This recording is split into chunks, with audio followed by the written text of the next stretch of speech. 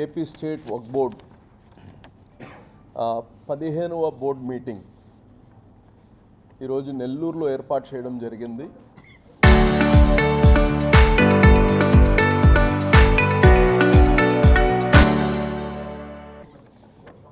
So కారణం ఏంటంటే బారా షాహిద్ దర్గా రొట్టెల పండగ ఒకసారి బోర్డ్ మెంబర్సు CEO అందరు కానీ ఏర్పాట్లు చూడడం, అలాగనే నెల్లూరులో కొన్ని భూముల్ని మేము తిరిగి తీసుకోవడం జరిగింది.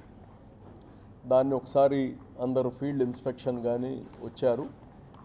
మరి నిన్న మొత్తం ఫీల్డ్ ఇన్స్పెక్షన్ చేశారు. ఈరోజు మీటింగ్ జరిగింది. సో మీ అందరికి తెలుసు, ఆంధ్రప్రదేశ్ స్టేట్ వక్ఫ్ బోర్డ్ భారతదేశంలోనే ఏ వక్ఫ్ బోర్డు కానీ తీసుకున్నటువంటి చర్య విద్య పైన తీసుకుంది. తాలీమే హునర్ అనే ఒక ఎడ్యుకేషనల్ ప్రోగ్రాం తీసుకుంది. 10వ తరగతి తర్వాత ఇంటర్మీడియట్ అనేది కీలక నిర్ణయం.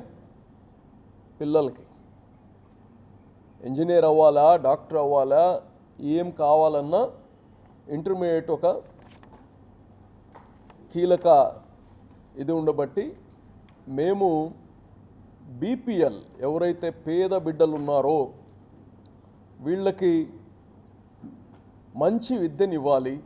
ఇప్పుడు ఉండే కార్పొరేట్ విద్య ఏదైతే ఉందో వాళ్ళ ముందు మన గవర్నమెంట్ స్కూల్లో, మున్సిపల్ స్కూల్స్లో చదివే పిల్లలు వాళ్ళు నీట్ కావచ్చు, JEE IIT కావచ్చు, ఇటువంటి క్రాక్ చేయడంలో వెనకపడుతున్నారు. అందుకోసం ఈ బిడ్డల భవిష్యత్తు బాగుపడాలి అంటే వీళ్ళకి కార్పొరేట్ రెసిడెన్షియల్ విద్య ఇస్తే వీళ్ళ జీవితాలు బాగుపడుతుందని మా బోర్డు నిర్ణయం తీసుకున్నాం. అయితే వక్ఫ్ బోర్డు దగ్గర డబ్బులు లేవు, ఉండవు. కానీ ఎందుకంటే మాకు వచ్చే డబ్బులు చాలా తక్కువ. 100 రూపాయలు రెవెన్యూ వస్తే 7 రూపాయలు మాకు దాని నుంచి మాకు ఫీ ఇస్తారు. అయితే 93 రూపాయలు మా వక్ఫ్ ఇన్స్టిట్యూషన్స్ దగ్గర ఉంటాయి. వక్ఫ్ ఇన్స్టిట్యూషన్ యొక్క ముఖ్య ఉద్దేశం ఏంటంటే ఆ ఇన్స్టిట్యూషన్ మెయింటెనెన్సు, తర్వాత సమాజం యొక్క మేలు కోసం, పేద బిడ్డల చదువుల కోసం, పేద బిడ్డల పెళ్ళిళ్ళ కోసం, పేద బిడ్డలకి ఆరోగ్యం బాగలేకపోతే వాళ్ళకి ఏమైనా సహాయం చేయడం కోసం.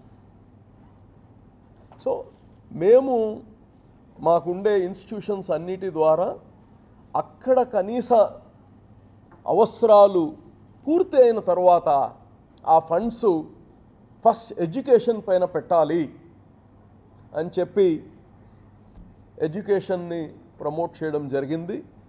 ఇది భారతదేశం మొత్తం అన్ని వక్ఫ్ బోర్డు నుంచి కానీ మాకు ఎలా చేస్తున్నారు, చాలా మంచి స్కీమ్ అని చాలా వక్ఫ్ బోర్డుల నుంచి కానీ మాకు అడుగుతున్నారు. రాష్ట్రం మొత్తం కానీ ప్రజలందరూ కానీ ఏ కమ్యూనిటీకి ఇస్తాం అనేది కాదు, ప్రజలందరూ ముస్లిమ్స్, నాన్ ముస్లిమ్స్ అందరు కానీ చాలా చక్కని ప్రోగ్రాం తీసుకున్నారు. బిడ్డల జీవితాలు బాగుపడుతున్నాయి. పేద బిడ్డలకి ఆ ఇన్స్టిట్యూషన్లో చదివే స్తోమత లేనటువంటి బిడ్డలు వీళ్ళు.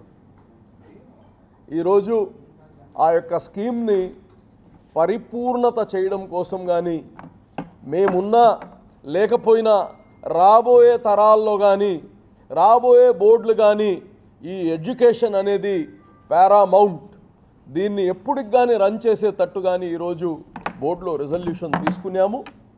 రెండోది, మేము తాలీమే హునర్లో ఒక ఎడ్యుకేషనే కాకుండా స్కిల్ డెవలప్మెంట్ కానీ తీసుకున్నాం. ఈరోజు కశ్మూర్లో లాస్ట్ 6 months ముందు ఫస్ట్ బ్యాచ్ స్టార్ట్ చేసాం. అక్కడ ఉండే స్థానిక మహిళలు, ఆడపిల్లలందరూ వచ్చి ఆ టైలరింగ్ ట్రైనింగ్ తీసుకొని వాళ్ళకి సర్టిఫికేట్స్ ఇచ్చి, అలాగనే వాళ్ళకి ఫ్రీగా టైలరింగ్ మిషన్ కానీ వాళ్ళ కాళ్ళ మీద వాళ్ళు నిలబడేటట్టు ఈరోజు 4 గంటలకి కస్మూర్ దర్గాలో అక్కడ ఆ స్కిల్ డెవలప్మెంట్ ఫస్ట్ బ్యాచ్ పూర్తయిన సందర్భంగా వాళ్ళకి ఈరోజు సర్టిఫికేట్స్ సీయింగ్ మిషన్స్ కానీ ఉచితంగా ముఖ్య అతిథిగా సోమిరెడ్డి చంద్రమోహన్ రెడ్డి గారు స్థానిక ఎమ్మెల్యే గారు కానీ వస్తున్నారు. వాళ్ళ చేతుల ద్వారా ఆ 50 మంది పిల్లలు లేడీస్కి ఆ మిషన్స్ ఇవ్వడం జరుగుతుంది. ఏది కానీ ఒక వ్యవస్థ నడవాలంటే ఆర్థికంగా బలంగా ఉండాలి. వక్ఫ్ బోర్డుకి వేలాది ఎకరాలు ఉన్నాయి కానీ దాంట్లో చాలా వరకు అన్యక్రాంతం అయిపోయి ఉన్నాయి. దాంట్లో వచ్చే రెవెన్యూ కానీ చాలా తక్కువ. జనరల్గా భగవంతుడు వస్తువు అంటే చాలా దగ్గర ప్రీమియం ఇస్తారు. ఇక్కడ భగవంతుని వస్తువు అంటే తక్కువకు తీసుకోవడం అలవాటైపోయింది. ఈరోజు ఏదైతే రెంటల్స్ ఉన్నాయో, మా యొక్క ఆస్తులు ఏదైతే ఉన్నాయో, రెంట్స్ కావచ్చు, లీజెస్ కావచ్చు, దాన్ని ఒక రివిజన్ చేయడానికి ఒక కమిటీని కానీ వేస్తున్నాం. చాలా వరకు ఎవరో ఒకరు ఎప్పుడో ఒక 10 సంవత్సరాలు 15 సంవత్సరాలు 20 సంవత్సరాల ముందు ఒక ఆయన లీజుకి తీసుకొని తర్వాత ఆ లీజ్ ఎప్పుడూ అయిపోయి ఉంటుంది. ఆ వ్యక్తి గుడ్ విల్స్ తీసుకొని సబ్ లీజులకి ఇచ్చుంటారు. ఆ సబ్ లీజులు ఇచ్చిన దగ్గర 15,000 రెంట్ తీసుకుంటుంటారు, మాకు వచ్చి 2,000 కడతా ఉంటారు. ఇంకా నుంచి ఈ యొక్క వక్ఫ్ బోర్డ్కి ఒక నిర్దిష్టమైన ఒక అవసరం ఉంది. బిడ్డల భవిష్యత్తు, బిడ్డల ఫీజులు కట్టాలి. కాబట్టి నేను అందరినీ కోరుతున్నా, వక్ఫ్ ఆస్తుల్లో ఉండే ప్రతి టెనెంట్ని, ప్రతి లీజ్దారుడికి కానీ చెప్తున్నా, ఈ యొక్క లీజ్ రెన్యువల్ చేస్తున్నాము, దీన్ని రివిజన్ చేస్తున్నాము. ఎవరైతే అక్కడ వ్యాపారాలు చేస్తున్నారో వాళ్ళకే ఈ టెనెంట్స్గా మేము పరిగణన తీసుకోబడుతుంది. ఎవరైతే సబ్ లీజ్కి ఇచ్చున్నారో అది వ్యాలిడ్ లేదు. కాబట్టి అందరికీ నేను చెప్పేది ఒకటే, సహకరించండి. మా అధికారులు వచ్చినప్పుడు మీరు సహకరించండి. ఎవరైతే వ్యాపారం చేసుకుంటున్నారో వాళ్ళకి ఇబ్బంది పెట్టాలని మా ఆలోచన కాదు. ఒక రెగ్యులరైజ్ చేసుకోండి.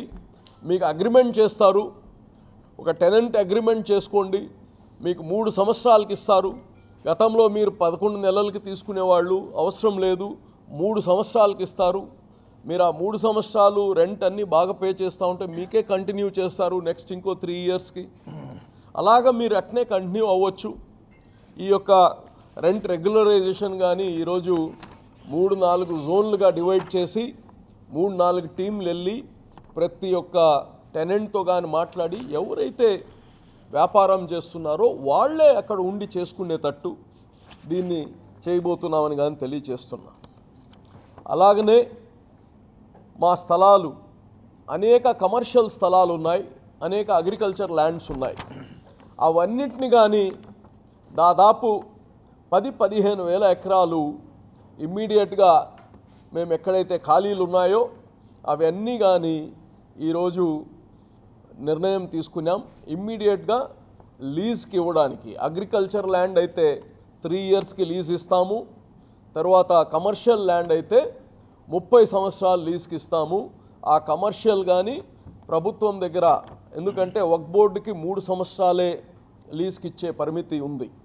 దానిపైన ఇవ్వాలంటే గవర్నమెంట్ కాడ పర్మిషన్ తీసుకుంటాము. ఎవరు కానీ ఈ యొక్క ప్రాజెక్ట్స్ పెట్టాలంటే 30 ఇయర్స్ కానీ మేము ఇవ్వడానికి రెడీగా ఉన్నాము. ఆ ప్రపోజల్స్ అన్నిటి కానీ తొందరగా ఎక్స్ప్రెషన్ ఆఫ్ ఇంట్రెస్ట్ పిలుస్తాము. వచ్చిన వాళ్ళు, ఎందుకంటే ఇదన్నీ ఖాళీగా పెట్టుకొని అనేకాంతం అయిపోతున్నాయి. కాబట్టి దీన్ని ఇమ్మీడియట్గా యాక్షనబుల్స్తో తీసుకొని వచ్చి ప్రయారిటీ పైన అన్ని స్థలాలు రెవెన్యూ జనరేట్ చేయాలి. అది కొద్దిగా వస్తుందా, ఎక్కువ డబ్బులు వచ్చినా ఏదున్నా కానీ ఇమ్మీడియట్గా దాన్ని రెంట్ డబ్బులు జనరేట్ చేసేటట్టు చేయబోతున్నాం. ఇంకోటి, ఫస్ట్ టైం వక్ఫ్ బోర్డ్ హిస్టరీలో 193 ఎకరాలు సోలార్ ప్రాజెక్ట్ కోసం అనంతపూర్లో మేము ఆక్షన్ వేయబోతున్నాము. దీంట్లో ఆ 193 ఎకరాల్లో ఇప్పుడు దాకా మాకు సంవత్సరానికి 1,70,000 రూపాయలు వచ్చేది. ఇది ఆ 193 ఎకరాల్లో సంవత్సరానికి 1,73,000 రూపాయలు మాత్రమే వచ్చేది. ఎందుకంటే అక్కడ 7,000 రూపాయలు లీజ్ ఇస్తారు సంవత్సరానికి. ఇప్పుడు ఈ యొక్క సోలార్ ప్రాజెక్ట్ ద్వారా దగ్గర దగ్గర 62 లక్షల రూపాయలు సంవత్సరానికి వస్తుంది. 62 లక్షలు. సో ఇటువంటి పార్సల్స్ గాను ఉన్నాయి. దీంట్లో ఆల్రెడీ గవర్నమెంటే కనీసం 31,000 రూపాయల ఎకరాకి 31,000 గవర్నమెంట్ హ్యాస్ ఫిక్స్డ్. సో దానిపైన కానీ మేము నెగోషియేట్ చేస్తున్నాము. దానిపైన ఎవరు వచ్చి ఇస్తారో దీన్ని కానీ ఆక్షన్ అయిపోతున్నాం. ఈ 193 ఎకరాలు కానీ సోలార్ ప్రాజెక్ట్ కోసం ఆక్షన్ పిలవబోతున్నాము. ఇది కానీ 30 ఇయర్స్ ఇస్తున్నాము with the government permission. So ఇంకా కావాలన్నా మా దగ్గర ఉన్నాయి ల్యాండ్స్. వైజాగ్లో ఉన్నాయి, కర్నూలులో ఉన్నాయి, మన నెల్లూరులో కానీ ఉన్నాయి. సో ఇవన్నీ కానీ మేజర్ పెద్ద parcels of lands will be happy for solar projects. ఎవరు కానీ వచ్చి అప్రోచ్ అవ్వచ్చు సోలార్ ప్రాజెక్ట్ కావాలన్నోళ్ళు. సో ఇలాగా వీఆర్ ట్రయింగ్ టు ఉండే ఇన్కమ్ని జనరేట్, ఉండే ల్యాండ్స్ నుంచి, ఖాళీగా ఉండే ల్యాండ్స్ నుంచి ఇన్కమ్ జనరేట్ చేయడానికి చూస్తున్నాం. ఇంకోటి, యాక్చువల్గా వక్ఫ్ బోర్డు ఒక ఇన్స్టిట్యూషన్ అడ్మినిస్ట్రేషను జనరల్గా కంప్లీట్గా చూడదు.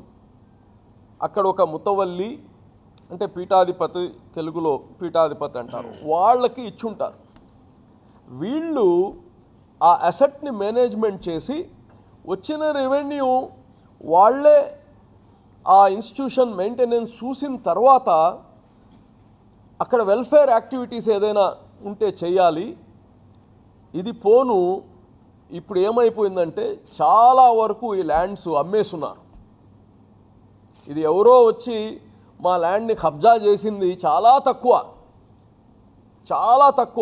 వీళ్ళే దీన్ని చాలా వరకు అమ్మేస్తున్నారు ఇల్లీగల్గా. అంటే వాళ్ళకి అర్హతే లేదు అమ్మడానికి. వక్ఫ్ ల్యాండ్ అమ్మడానికి, కొనడానికి రెండు వాయిడ్. మీరు ఎన్ని రూపాయలు స్టాంప్ పైన రాసుకున్నా it's a void transaction. So illegal. So ఎప్పటికీ చల్లదు ఇది. సో ఇటువంటి వాళ్ళకి ఇప్పుడు దాకా ఎక్కడ క్రిమినల్ కేసులు పెట్టలే. ఆయన పదవి నుంచి తీసేయడం అదొక్కటే చేస్తున్నారు.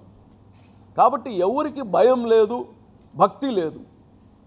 అందుకోసం ఈ బోర్డు రిజల్యూషన్లో ఇప్పుడు దాకా ఏ ఆస్తులు అన్యాకాంతమయ్యాయి వాళ్ళకి చాలా అగ్రిమెంట్స్ చూస్తున్నాం. మేము సేల్ అగ్రిమెంట్ చేసింది చూస్తున్నాం. వాళ్ళందరిపైన క్రిమినల్ కేసెస్ ఫైల్ చేయాలని ఈరోజు నిర్ణయం తీసుకున్నాము. అది ఇమ్మీడియట్గా, అది ఎవరున్నా కానీ, ఎటువంటి రాజకీయ ఒత్తిళ్ళు, నేను మళ్ళీ చెప్తున్నాను, రాజకీయ నాయకులు కానీ చెప్తున్నా, ప్రతి దాంట్లో ఇన్వాల్వ్ అయిపోతున్నారు. దీన్ని కానీ దేవుడి దగ్గర కొన్ని అక్కడ శాంక్టిటీ ఉండేటట్టు చూడాలి. నేను ఎందుకు చెప్తున్నా అంటే ఇది రాజకీయంగా ఏదో పదవులు వేయడం కాదు, ఏదో కాలువలు కాంట్రాక్ట్ ఇవ్వడం కాదు. దీనికి ఒక శాంక్టిటీ, దేవుని వస్తువులు. దీన్ని అమ్మేస్తే వాళ్ళకి పైన కంప్లైంట్స్ పెట్టేటప్పుడు కానీ రికమెండేషన్స్ ఎవరు చేయొద్దని కానీ నేను కోరుతున్నా. ఎందుకంటే చర్యలు తీసుకోకపోతే రాబోయే తరాలకి భయం ఉండదు. ఇది దేవుని ఆస్తులు. ఎవరో గొప్ప వాళ్ళు మంచి ఆలోచన చేసి సమాజానికి మేలు జరగాలని ఇచ్చిన ఆస్తులు. కాబట్టి నేను అందరినీ కోరుతున్నా, దీంట్లో ఎవరు ఇంటర్వ్యూన్ కావద్దు. ఇది ఒక సీరియస్గా చేయాల్సింది. ముఖ్యమంత్రి గారు ఒక ఆలోచన ఇది. తప్పకుండా తప్పు చేసిన వాళ్ళని కఠినంగా శిక్షించాలనేది ఆయన యొక్క ఆలోచన. కాబట్టి మీ అందరికీ చెప్తున్నా, నేను దీని అందరూ కానీ సహాయపడండి, ప్రోత్సహించండి. అదేవిధంగా ఈరోజు అనేక కార్యక్రమాలు వక్ఫ్ బోర్డు నుంచి చేస్తున్నాము. నెల్లూరులో ఇంటర్నేషనల్ స్కూల్ కడుతున్నాం. 20 కోట్ల రూపాయలతో సిఎస్ఆర్ ఫండ్స్ మంత్రి నారాయణ గారు చొరవతో సీఎం రమేష్ గారి యొక్క వాళ్ళ యొక్క కాంట్రాక్ట్ కంపెనీ రిత్విక్ కన్స్ట్రక్షన్స్ వాళ్ళు ముందుకొచ్చి మనకు స్కూల్ కడుతున్నారు. వాళ్ళకి ప్రత్యేక ధన్యవాదాలు. నిన్న ఆ స్కూల్ని కానీ విజిట్ చేశాం. తొందరగా పనులు కానీ జరుగుతున్నాయి. దీన్ని ఇమీడియట్గా నెక్స్ట్ అకాడమిక్ ఇయర్కి కంప్లీట్ చేస్తాము. ఈ స్కూళ్ళు ఒక ముస్లిమ్స్ బిడ్డలకనే కాదు, ఆ క్యాచ్మెంట్ ఏరియాలో ఉండే ప్రతి ఒక్క బిడ్డ కోసం ఉచితంగా అక్కడ ఏర్పాటు చేస్తున్నాము. ఆల్ ఫ్రీ, ఇంటర్నేషనల్ స్టాండర్డ్స్ పైన అక్కడ చక్కని స్కూల్ ఏర్పాటు అవుతుంది. అందరు కానీ ఈరోజు ఇది చూసి రాష్ట్రం మొత్తం కానీ అన్ని డిస్ట్రిక్ట్స్లో అడుగుతున్నారు, మాకు స్థలం ఇస్తే మేము కానీ స్కూల్ కడతాము, స్కూల్ అక్కడ మాకు అవసరమని. తప్పకుండా ఎక్కడైతే మీకు సిఎస్ఆర్ ఫండ్స్ కావచ్చు, ఇతర ఫండ్స్ కావచ్చు, మీ దగ్గర ఫండింగ్ రెడీ ఉంటే ఎక్కడ కావాలంటే అక్కడ స్థలం స్కూల్ కట్టడానికి, మంచి స్కూల్ కట్టడానికి మేము ఇస్తామని కానీ తెలియచేస్తా ఉన్నాను.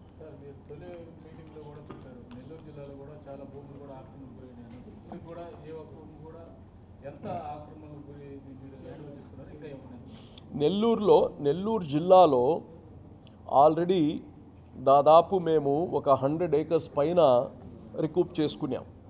100 కాదు, 137 ఎకరాలు తీసుకున్నాం. అంటే నెల్లూరులో ఇప్పుడు కోవూరులో 56 ఎకరాలు, యాక్చువల్ 74 ఎకరాలు ఉంది. అది దాంట్లో 20 ఎకరాల పైగా కేసెస్ ఉన్నాయి. ఈ కేసెస్ లేని 56 ఎకరాలు ఇప్పుడు హ్యాండ్ ఓవర్ చేసుకున్నాము. తర్వాత అలాగనే కందుకూరులో కానీ దాదాపు 24 ఎకరాలు తీసుకున్నాము. రామయ్యపట్నం అక్కడ 34 ఎకరాలు తీసుకున్నాము. ఇలాగా అనేక పార్సెల్స్ దాదాపు మొత్తం రాష్ట్రంలో దాదాపు 500-600 ఎకరాలు 500-600 ఎకరాలు అన్యాక్రాంతమైన తీసుకున్నాము. వైజాగ్లో అయితే 150 ఎకరాలు ఒకే బిట్ తీసుకున్నాం. అలాగా రాష్ట్రం మొత్తం. కానీ ఇవన్నీ ఏంటంటే కేసెస్, లీగల్ కేసెస్లో ఉన్నాయి. ఒక్కొక్క కేసు కొన్ని ఏంటంటే పాత బోర్డ్సు, ఈరోజు కొన్ని నెల్లూరి వస్తున్నాయి. 1975లో కేసులు, అనేక అరాచకాలు చేస్తున్నారు. కేసు వేసేది, కేసుకి పోయి అటెండ్ అయ్యేది లేదు లాయర్లు, అన్నీ గూడుపుటానీలు, కుమ్మక్కైపోయేది. ఇలాగా పాపాలు చేసేస్తున్నారు.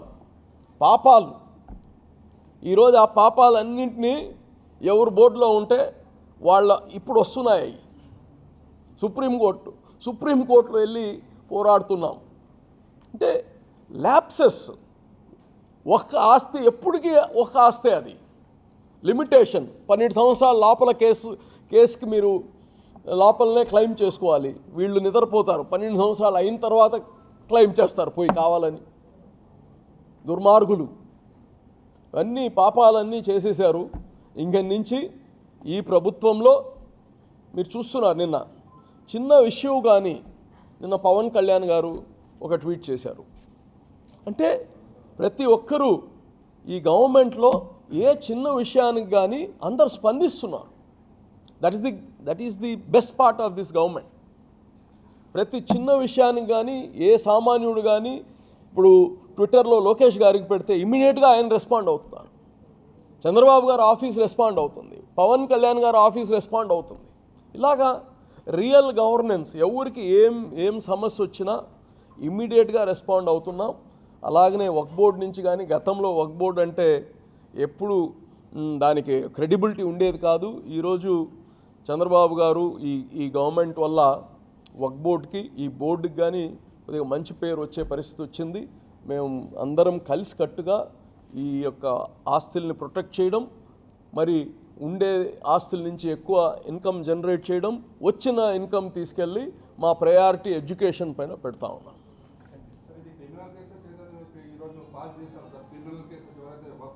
ఎస్, ఈరోజే రెజల్యూషన్ పాస్ చేశాం. అవును,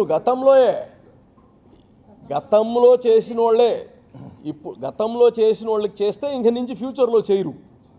కాబట్టి గతం నుంచి ఎవరుంటే వాళ్ళందరిపైన క్రిమినల్ కేసు ఫైల్ చేస్తాం. అమౌంట్ కూడా రికవరీ.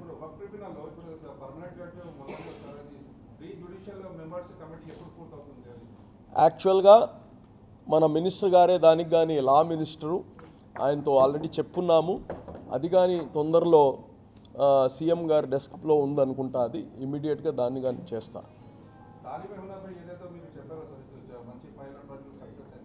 దానిపైన ప్రతిపక్షం వాళ్ళు కూడా సైలెన్స్గానే ఉన్నారు, ఎందుకంటే మంచి ప్రాజెక్ట్ అని.